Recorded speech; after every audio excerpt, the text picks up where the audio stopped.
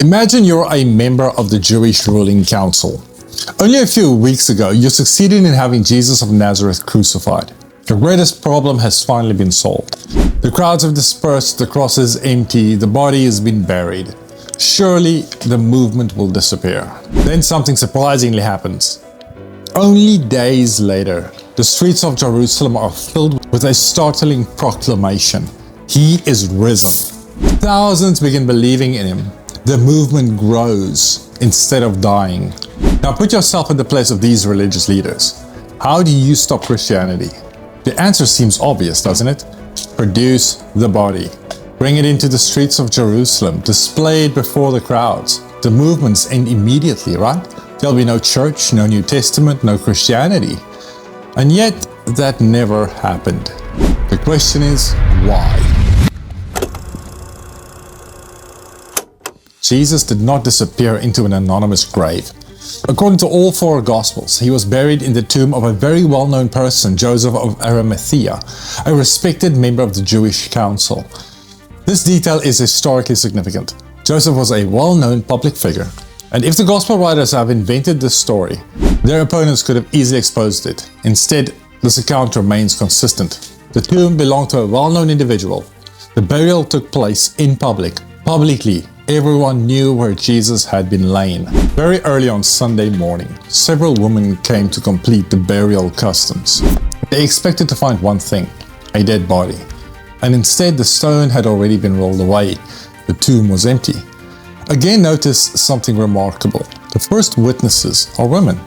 In the first century Jewish culture, this was not the way someone would invent a convincing story. If the account had been fabricated decades later, they would have chosen a man to be the first witness. Instead, the Gospel preserves what seems to be a less advantageous argument by having the women be the first witnesses.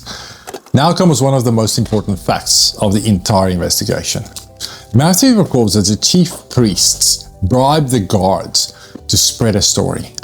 The disciples came at night while we were sleeping and stole his body away. Think carefully whether that explanation is true or false. It admits one crucial fact, that the tomb was in fact empty. The authorities did not answer the disciples by producing Jesus' body. Instead, they attempted to explain why the body was missing in the first place. Even the opponents of Christianity acknowledged the central problem. There was no body in the tomb. Could the wrong tomb have been visited? Some have suggested that the women simply went to the wrong tomb. At first glance, that may sound reasonable. But consider the evidence. Joseph of Arimathea was a well-known figure and a leader of the Sanhedrin.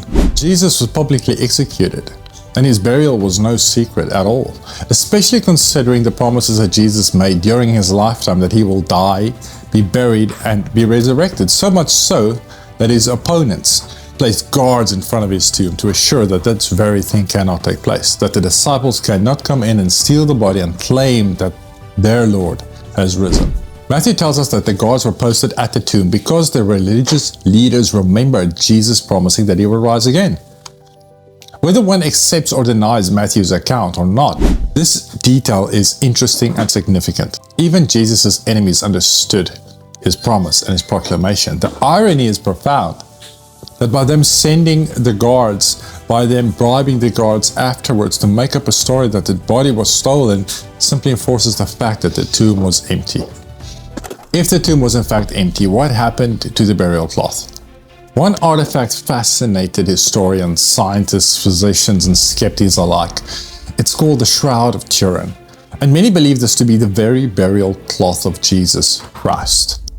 Most, if not 90% of our ancient depictions of Jesus is in some way or form made from the likeness found on the shroud.